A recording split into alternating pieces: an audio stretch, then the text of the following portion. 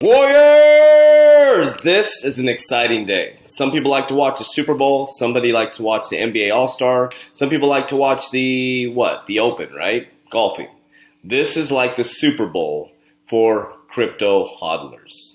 Gary Gensler, nomination today. I'm going to show two clips from it that I watched the whole thing, and these are two clips that I feel are the most impactful. As we move into regulatory clarity, Warriors, what I believe is going to happen is a lot of bad actors are going to get wiped out in this space, and the cream is going to rise to the top. My name is Coach JB. I am the top health and mindset coach in the world. What you believe in your heart, you think in your mind, will eventually become your words and become your reality. I'm the coach who shares with you, don't believe a word I say. I'm teaching you how to fish. Give a man a fish or a woman a fish, they'll eat for a day. You give them a fishing pole to eat for a lifetime. You teach them how to farm, they will feed a nation. I'm going to jump right into this. This will be a quick video, and I do want to apologize. I'm doing these videos off of C-SPAN here, and they jump around just a little bit, so bear with me. So this gentleman here is talking about digital, and then I'm going to show another clip. I pushed the other clip over here so you could watch it. Another one is talking specifically about digital assets and Wyoming. And I want to remind you, one of our dear cryptos set up business in Wyoming. So let's watch these clips. It'll be a shorter video today, but I just want you to get really, really excited, Warriors. This is history in the making for anybody in the crypto space. This is history in the making for anybody who's part of this new asset class since the 1600s. And if you think that regularity is not coming fast and furious, you better wake up, Warriors. The freight train has left the building, and guess what? You're going on a ride. You're going on the biggest ride of your life, or you're going to get ran over by it. So we're going to watch this first short clip, and I'm going to show you another clip, and I'm going to show you two things that I picked up that Gary Gensler said that matches to one of our favorite cryptocurrencies, XRP. Let's go. Landscape. In America, our financial markets, as Senator Toomey rightly noted in his opening remarks, are the envy of the world. I was just on a call with our bankers in Tennessee who were expressing their concerns that we maintain that strength and that we be certain that we not allow regulators to use the regulatory construct in the financial markets to backdoor social policies that could have an adverse impact on our economy and are frankly much better addressed in other arenas. We have a very rapidly evolving technology landscape. We have new market entrants coming aboard. And we certainly should not take America's market leadership for granted. I think all of us want to maximize our economic recovery, and it's certainly important not to use ideologically driven regulatory practices at a time when we need to see our economy open up. My first question is for Mr. Gensler. And Mr. Gensler, we've discussed this before, and you know I'm concerned very much about arbitrary and capricious, potentially overly reaching regulatory rulemaking. And you and I talked about the importance of cost-benefit analysis. I know that you talked about this with others on the committee, but I want to just highlight again our discussion about taking an economic approach, as you've described, and the great importance of utilizing cost-benefit analysis moving forward. But moving into another arena, I want to compliment you on the undertaking that you've had in digital assets, the role that you've played at the MIT Media Lab. I think is going to be very instructive here. And if we think about the area of financial... Let's stop for just a moment. Why do you think they hired an MIT professor for blockchain and cryptocurrency into the SEC, or nominating? Regulations in such rapidly innovating markets, I think it's very challenging from a regulatory standpoint to manage that type of environment. To put it another way, using a Tennessee terminology, you don't want to be shooting where the rabbit was. My question to you, Mr. Okay, that's a key word. Remember, guys, I slow down these videos and watch them. He just said you don't want to shoot where the rabbit was. Okay, listen to what Gary Gensler says at the end of this. Mr. Gensler, and it's an open-ended one. If you could share your perspective on the SEC's role under your leadership, if you're confirmed, and how you will approach digital assets. Senator, I thank you for that opening. share your thoughts. It's always important to update our market oversight to new technologies, but I believe foremost to be technology neutral. And I say this because if this new technology of cryptocurrency and potentially central bank digital currencies comes along, that it's important to stay true to our principles of investor protection and capital formation, but at the same time be technology neutral. So I think that at the SEC, it's really to the extent that somebody is offering an investment contract or a security that's under the SEC's remit, and they have exchanges that operate there, then we have to make sure there's investor protection. If it's not that, it's a commodity, as Bitcoin has been deemed to be, and it's either a question for Congress, how Congress would want that to be overseen, or it's possibly a question for the Commodity Futures Trading Commission. But I would work with the staff, I'd work with fellow commissioners and see how we can move forward, and to the extent investors can be protected and invest in these markets, that they're allowed to do so, but to do so in, again, the core function of investor protection and capital formation.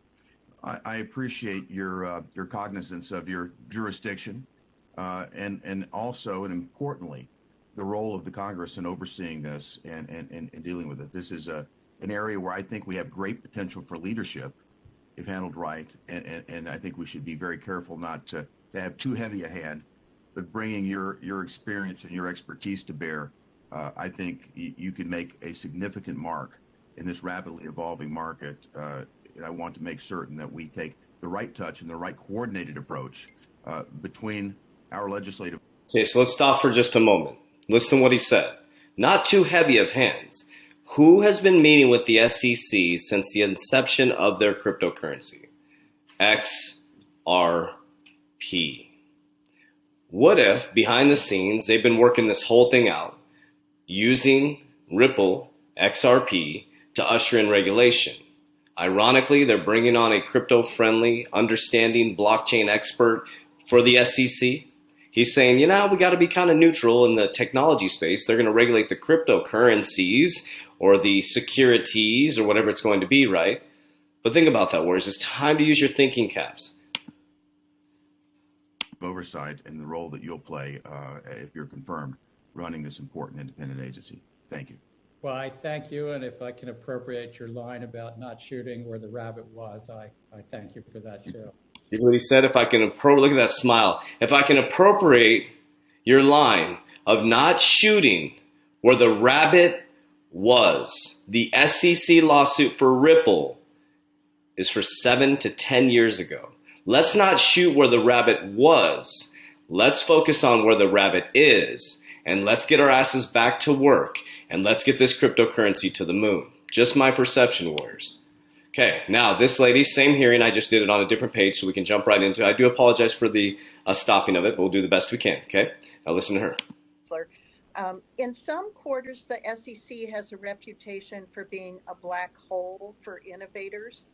Do you agree that we need to provide more legal clarity through rulemaking and no action letters to innovators in the digital asset space and in the blockchain industry specifically? Senator, I thank you. I thank you for our conversation in the last week on these matters and others. I do think that technology and markets constantly change and evolve, and that it's important for the SEC to provide guidance and clarity. Sometimes that's a clarity that will be thumbs up, but even if it's thumbs down, it's important to provide that, whether it's through guidance or no action letters, as you mentioned. I don't know if you're What I'm hearing right there is we're going to let people know thumbs up, thumbs down, let's roll. aware of this, but Wyoming was the first in the U.S. to enact consumer protection laws for digital assets, including virtual currency. That happened in 2019. What are some of the ways we can work together to ensure consumer protection for digital assets that doesn't also hamper innovators? Senator, I was aware, I think that your legislature and governor enacted 13 separate acts in the digital space in Wyoming. I think it's important to protect consumers and investors. One area of consumer protection is around the custody of their funds, digital assets. The actual ownership relies on something called a private key in cryptography, and ensuring that that's really that custody works. And I know Wyoming has looked at that, New York, some other states. I believe actually South Dakota may have as well. I hope I didn't leave out any of the member states. But I think also investor protection, which goes beyond just the custody of assets, but to ensure that these markets are free of fraud and manipulation. And I think that's the greater challenge, frankly, because there has been the markets for some markets usually operating overseas, but some markets have been really rife with fraud and scam. So trying to protect the investors against that fraud and manipulation. Now, in 2018, you said in front of the House Agriculture Committee that blockchain technology has real potential to transform the world of finance. Could you talk more about how this technology can promote financial inclusion and reduce? So let's pause for this moment. I want you to take some key words. Financial inclusion, Wyoming, and not shooting where the rabbit was, but where the rabbit is. Wyoming, financial inclusion, not shooting where the rabbit was, but now where the rabbit is. Reduce risk and create new markets. Well, I think it's already doing some of that right now, that it's been a catalyst for change. Central banks around the globe are really looking at how to provide more inclusive payment structures, more inclusive payment tokens. And so that's in one area as a catalyst for change, but it's also other payment system providers are looking to say, how do we provide payment systems that operate 24 hours a day, 7 days a week, and at lower cost, both cross-border and domestically. Blockchain technology itself is a shared accounting system, if I might say, and I think that's also led to some new thoughts about how to do trade finance and even medical records technology and the like. So I teach it. I'm neither a maximalist nor a minimalist, but I think that it's really been a catalyst for change in numerous areas. So I'll leave you with that. You can watch the whole thing. I watched all 3 hours. I dissected it. Those were the two biggest points that I wanted to point out. Now remember, Wyoming, don't shoot where the rabbit was, shoot where the rabbit is. And we talked about financial inclusion. Ripple now registered as Wyoming business. We talked about this on our YouTube channel here. More crypto companies are realizing Wyoming is a better domicile than Delaware due to the crypto-friendly laws. And did you hear what he said about the other constituents in regards to maybe he missed some people out? There's other states working towards crypto regulation. Blockchain-based payments firm Ripple Labs is now registered business in Wyoming. According to the records from Wyoming Security Estate, Ripple Market Wyoming LLC's status as a local business listed active, and after initial filing February 2020 as a limited liability in Wyoming, Ripple's registered agent will be based in Cheyenne, only 5 miles away from Kraken, one of the first cryptocurrency banks. Also, you heard him talk about financial inclusion. Creating more financial inclusion and sustainability for the future. Have you watched my video, I think it was yesterday, I talked about cross-border payments and unlocking liquidity so that we can move money across the banking rails at the speed of light. So the Ripple unlocks the economic barriers for all, okay? So you got enabling more inclusive participants, sustainable global financial system is a truly collaborative endeavor. Ripple is proud to partner with mission-driven fintechs, leading universities, NGOs, foundations, and social entrepreneurs to create a greater economic fairness and opportunity for all. Warriors, this is exciting news. Gary Gensler is going to provide us some clarity. He's going to provide us some liquidity, and it's going to come really fast, Warriors. I think you can see there's 2 nominees here, and it's clear who's coming on board. To me, it's very, very clear. Gary Gensler is here to stay, in my opinion. Okay, he's coming on board former MIT or MIT professor for blockchain technology. He's been quoted talking about XRP and Bitcoin. Now remember, he talked about cryptography, and in 1996, MIT was already working on cryptography warriors. This stuff just didn't come out of thin air during a pandemic, or this stuff didn't come out of thin air in 2009 when Bitcoin came out. Cryptography has been worked on since 1996 and was brought out by MIT. Are you starting to see that this stuff isn't planned? Planned just overnight. The SEC lawsuit was part of a narrative to usher in regulation. The only cryptocurrency that met with the SEC every single month up until the SEC lawsuit wasn't even deemed a security or a currency by the SEC, but they gave Bitcoin its designation, they gave Ethereum its designation. When they got to XRP, the number 3 cryptocurrency during that time, they stopped, and they said they stopped to go after bad actors in the cryptocurrency space. They stopped in that moment, in my opinion, to wait for this moment in time to shake out retail investors, to shake up the marketplace, so that these people, so I don't get any symbols or things put on my account here, these people over here could move over this way as we look over here. Whereas if you know the game, you can't be played. So I just want to share those 2 clips with you guys. Apologize for the pausing there. My name is Coach JV. If you want to join our private Warrior Academy, click the link down below. We also have a free Facebook group, and we just help support people moving into the quantum financial system. I love you guys. I appreciate you. And as we always say, Warriors, rise. Everything you need is in the description down below.